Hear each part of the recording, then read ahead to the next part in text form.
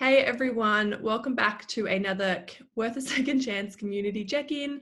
I am joined by Diana Johns today, who is a senior lecturer at Melbourne University who studies in the area, lectures, teaches in the area of criminology. Thank you so much for joining me, Diana. My pleasure. Thanks for having me, Jess. Of course. So I've got a few questions. I think I might just launch straight into them. The first one I have for you is, why did you feel drawn to studying, later teaching and lecturing in the area of criminology?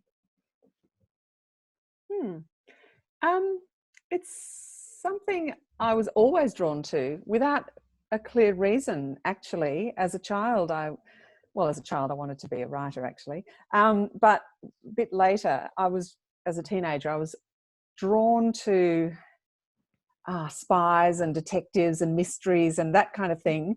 But I was also always drawn strongly to trying to understand justice and injustice, and I always had a strong sense of injustice in the world, and I think that those things kind of combined, as well, I think, as a kind of being drawn to sort of the dark side and the shadow side of human nature. I think those three things probably combined as a sort of an abiding interest and influence over the decisions I made early on. And then I think when I left school, I went to Melbourne University actually with a view to studying criminology. At that point, you could only study it in second year, and I was very young and I dropped out, and it took me a while to come back to it. It was in my late 20s that I returned to study. And I found my way through a degree in criminal justice, and then through a degree in focusing on restorative justice, and then into my PhD looking at men's experience of getting out of prison. These sort of stepping stones led me to a career in an academic career in criminology, which is really where I've always wanted to be, actually. So it wasn't a direct route, but it was, and I think the circuitousness of that route, the fact that I came to where I am now via a range of other careers. I've done completely different things unrelated to criminology as well. From selling antiques and jewellery to floristry to working, doing casework as sort of more of a social work role. So I've done lots of different things, and I think that kind of very varied and mixed experience adds to your ability to understand questions about, mysteries of human nature and structures of the world and the society we live in. So I think it's a good track to follow if you can, to follow a kind of a winding road rather than a straight track towards any career, probably. Yeah.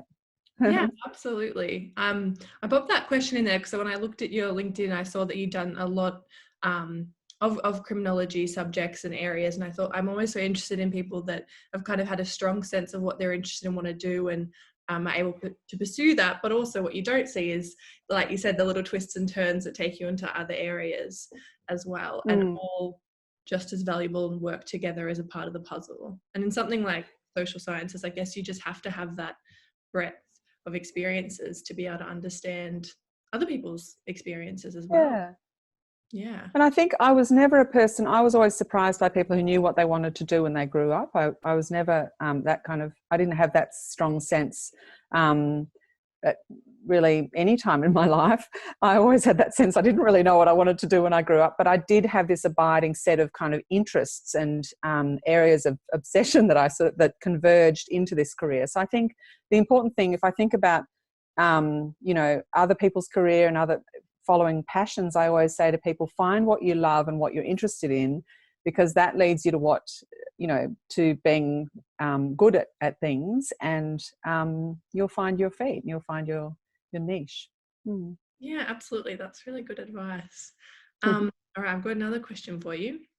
What is something that you want all your students to understand about the youth justice system, and what is some of the most common misconceptions that students might come to you with, if any? I assume we all come not knowing a lot of things. We all not know a lot of things, but if there's any like commonalities that you have found. So I teach a subject called Young People, Crime and Justice, which is focused on the youth justice system and on young people's experience and children's experience of coming into contact with the law and with the justice system.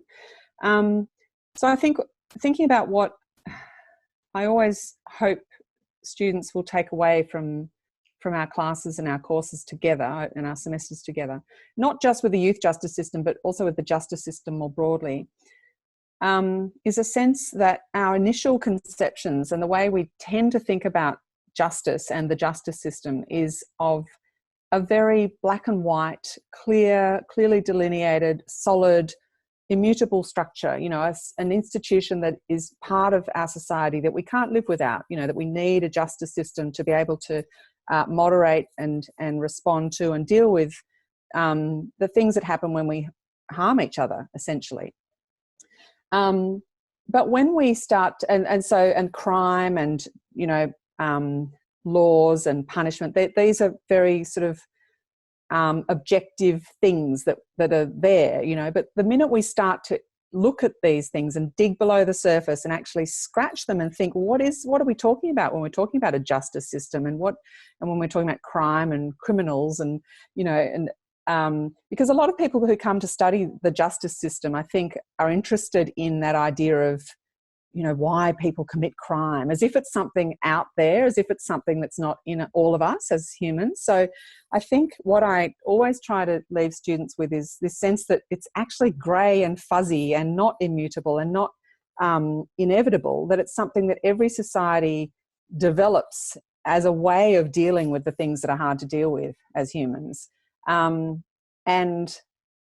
that things, when we try and think about crime and criminals as this sort of objective given thing that's out there, the more we think critically about those ideas, the more we come to understand that they don't exist out there, that they are something that we construct as a society, as a group of human beings living together. And by understanding that, we can sort of loosen our grip on this kind of very black and white way of thinking about us and them, about crime and criminals as something that's out there that, you know, that the state and the justice system deals with, and more about how we are all capable of harming each other, harming ourselves. But more importantly, none of us have, you know, exist in a kind of a purely law-abiding way, that crime and criminality is a sort of a continuum. And when we think of that person is a criminal and this person is an offender, and I'm a non-offender, it's a mythic kind of construction. It doesn't exist, because if I ask myself, or I ask you, or anybody who's watching this thinks, you know, have you ever broken the law?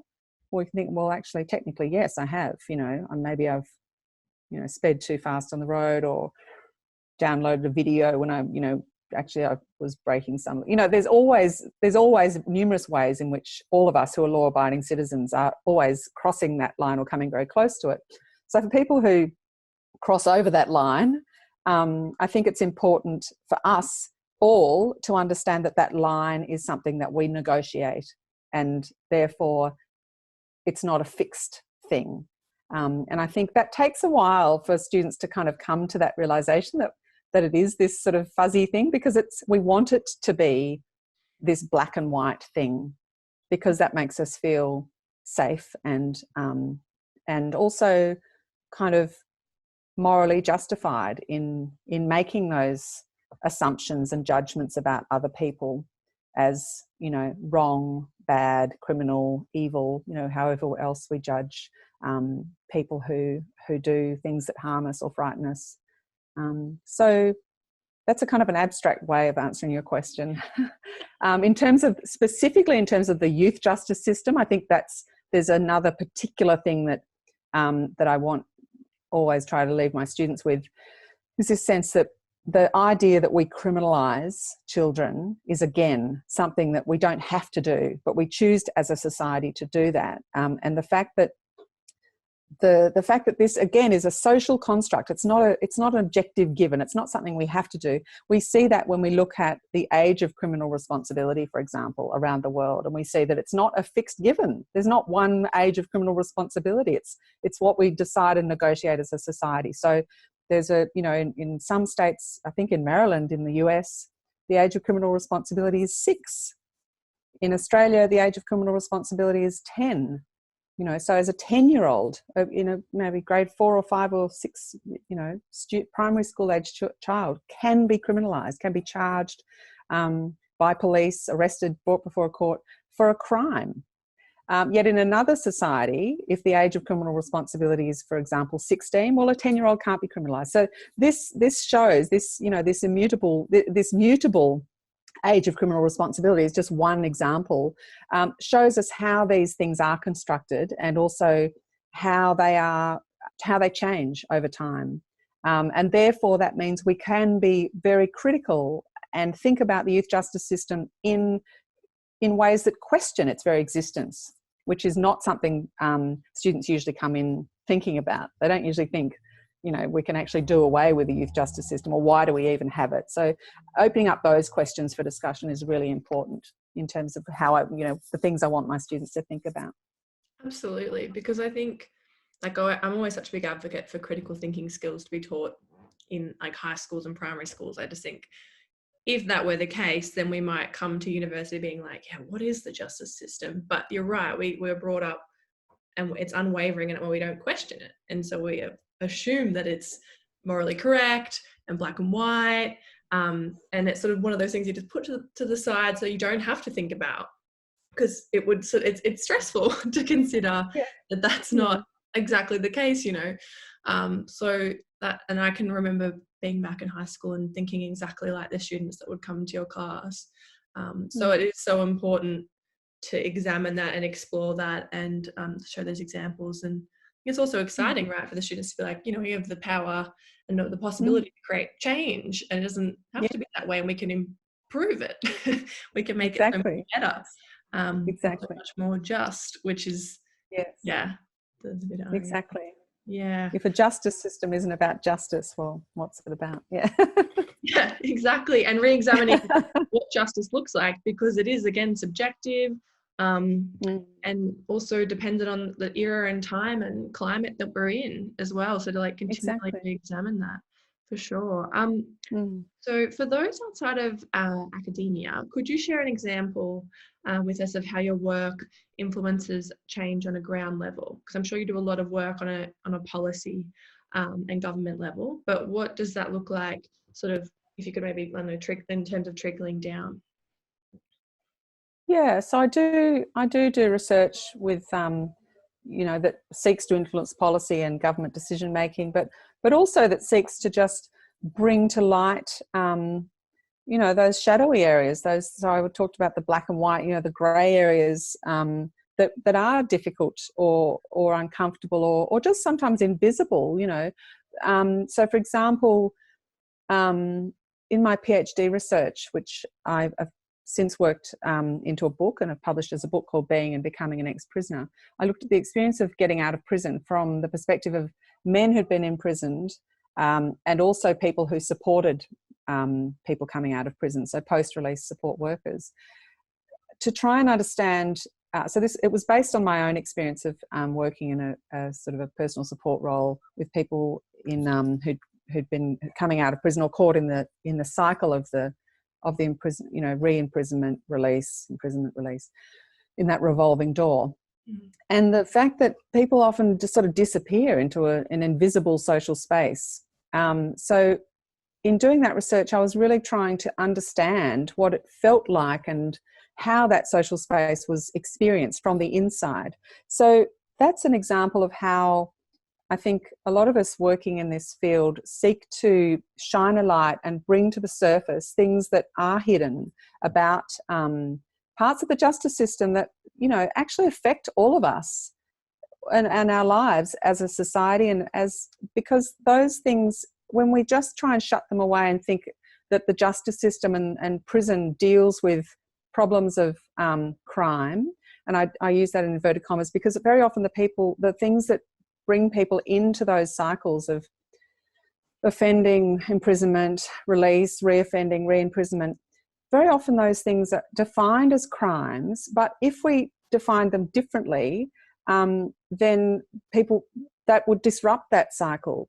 But because we have this idea that this is the justice system and it just, you know, we don't engage with it, we don't see those issues and why it might be important to think about how we define crime. So to give you an example, when people are struggling with drug dependence and mental health problems, and very often those two things feed into and exacerbate each other. So people using various substances will exacerbate existing, you know, mental illness or disorders or induce psychotic disorders, for example.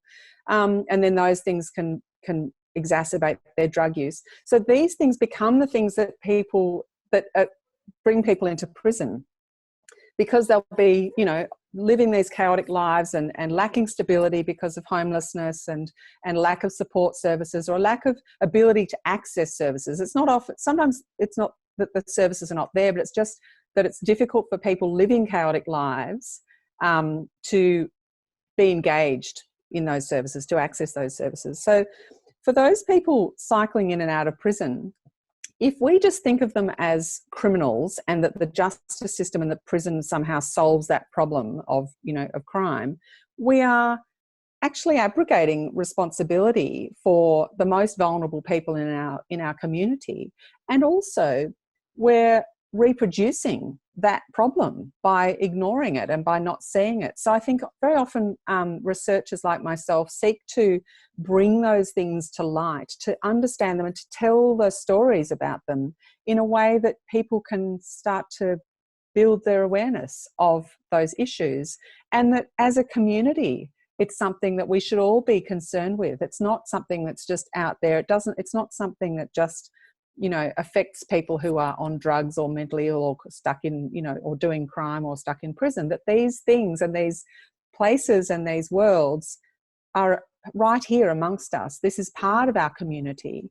And so by telling those stories and hoping that people will think about them and engage with them and think, oh, that's actually, I've never thought about that before, or that could have been me actually if I didn't have these resources around me or this, you know, stability around me.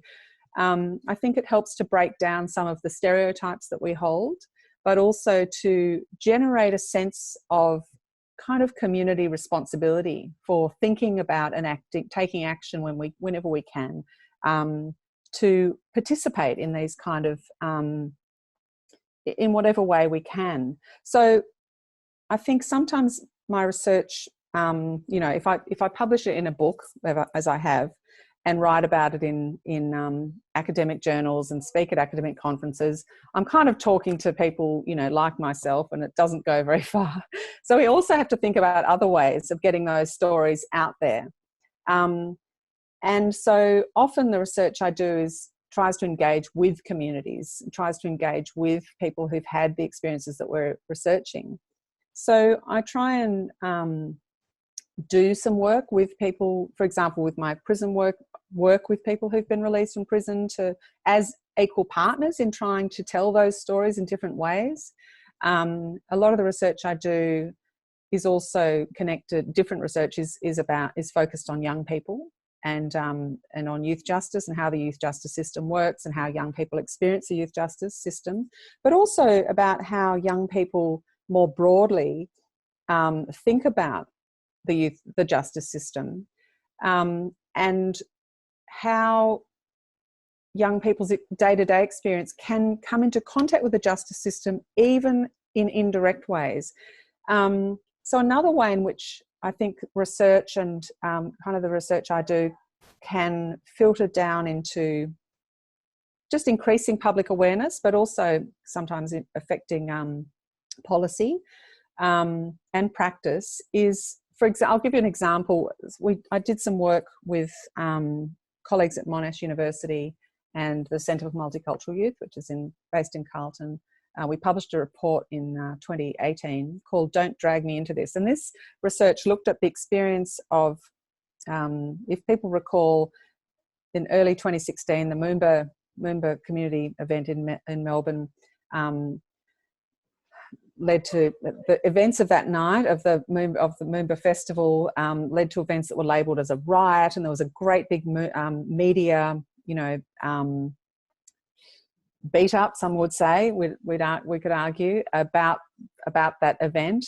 And it was really following that period, throughout 2016 and 2017, there was a really strong proliferation throughout the media and into the political sphere as well, of these narratives about African gangs, youth gangs, Apex gang, and about African young people more broadly as constituting some kind of threat to public order.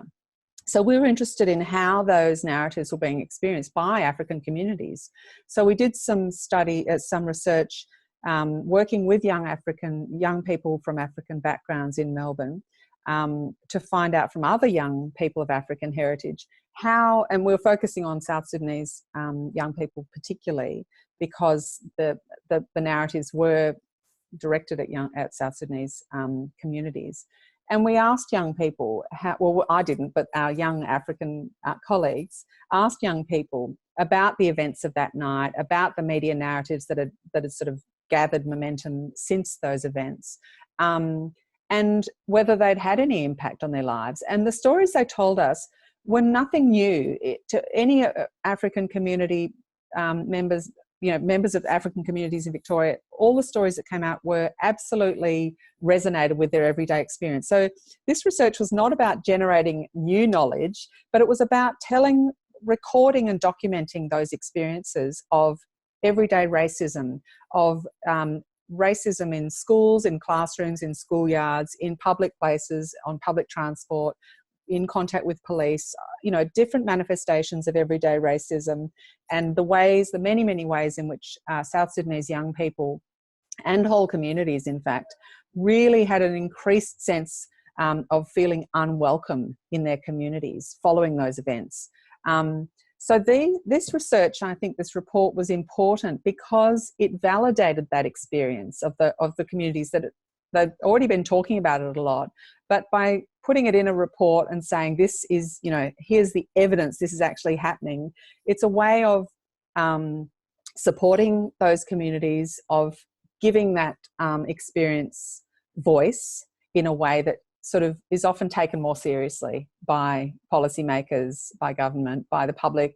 And I think it was interesting that we saw in the 2018 state government election a kickback, a pushback against those racist kind of narratives, when we saw the Labor government win the election, when it had been fought on such, quite viciously on law and order grounds. And leading up to the election, it was very unclear about how that would go. So that's just an example. I'm not saying that our report had an impact on that election outcome, but I'm just giving that as an example of how that kind of research can contribute to what we know about a problem.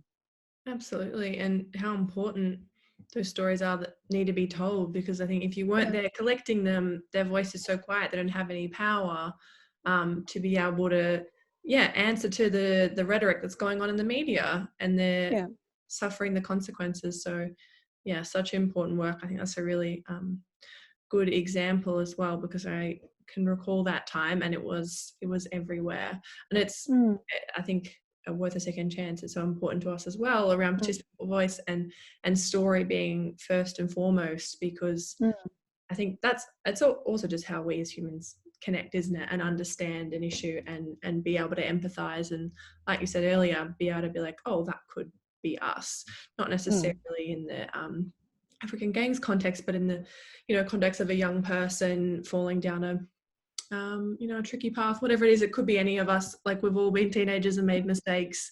So those stories are so important. Absolutely. Yes. Yeah. And one last question. This is a very hard one to ask, but I just wanted to put it in there because I think it's always important we look to the future and remember what it is we're working towards, and keep a locked vision on that. So for you, what would an ideal justice system look like? You don't need to be super comprehensive. Paint us a picture of the whole justice system, just like later. The whole justice system from ground zero.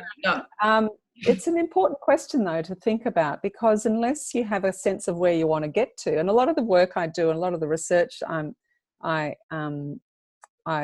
choose to do is about trying to make change, and it involves advocacy, and so speaking on behalf of other people or alongside, with people, amplifying the voices of those people who perhaps don't have the same access to resources and power that working in a big university gives somebody like me. So sharing that power, sharing those resources. But I've lost my train of thought. What was that? The question was around what would the ideal and so it's important to ask those questions. What are we actually striving for when we think about change? Unless we kind of have a dream on the horizon of what things could look like, we tend to just tinker around the edges.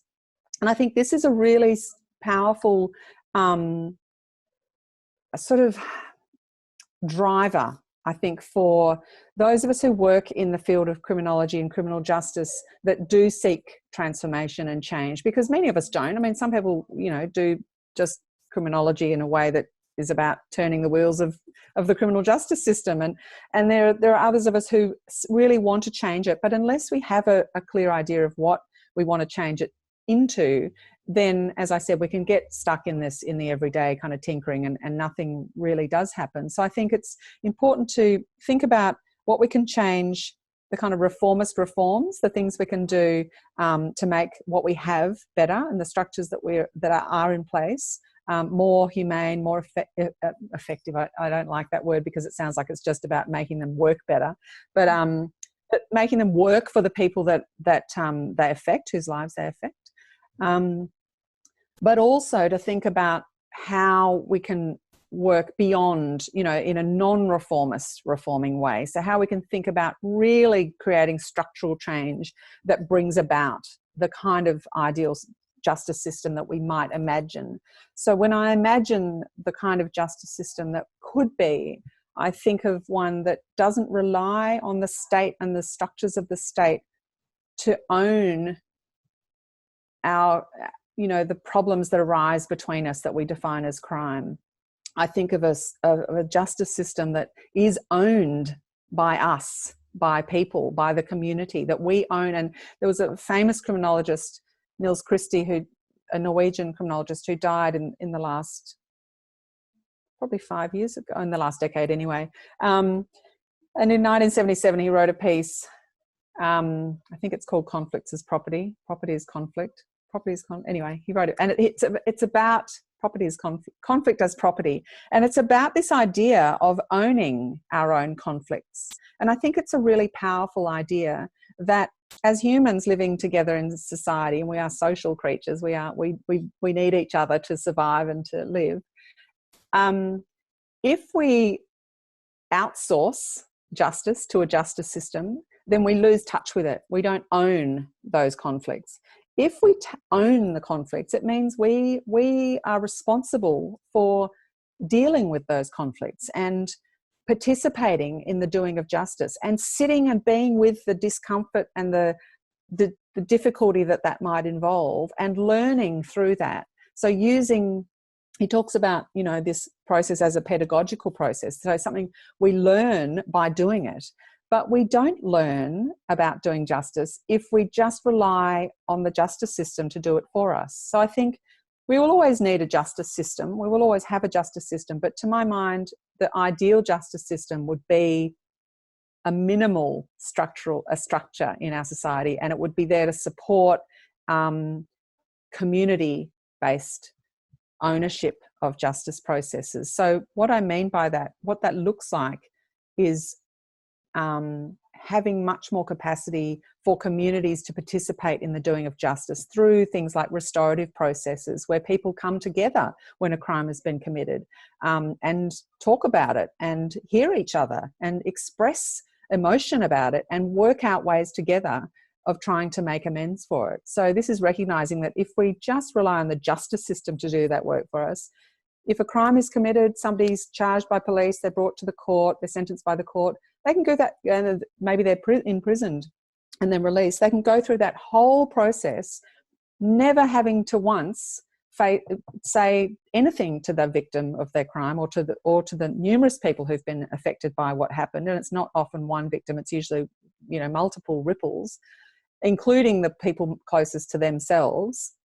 So it's also acknowledging that people who commit harm, you know, that perpetrate harm against other people, very often have been harmed by others. So these are circles of harm. And if we just rely on that justice process to try and resolve that harm, in fact, people can go through, as I said, without ever kind of having any opportunity to sit down and say, I realise what's happened, and this is what's happened to me, and this is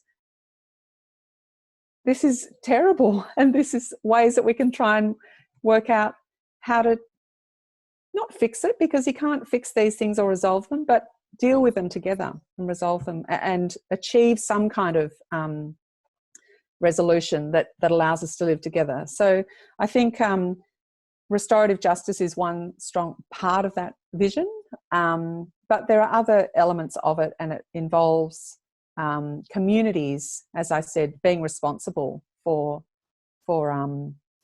understanding, acknowledging, and participating in the things that when we do harm each other, but also in the making of justice afterwards.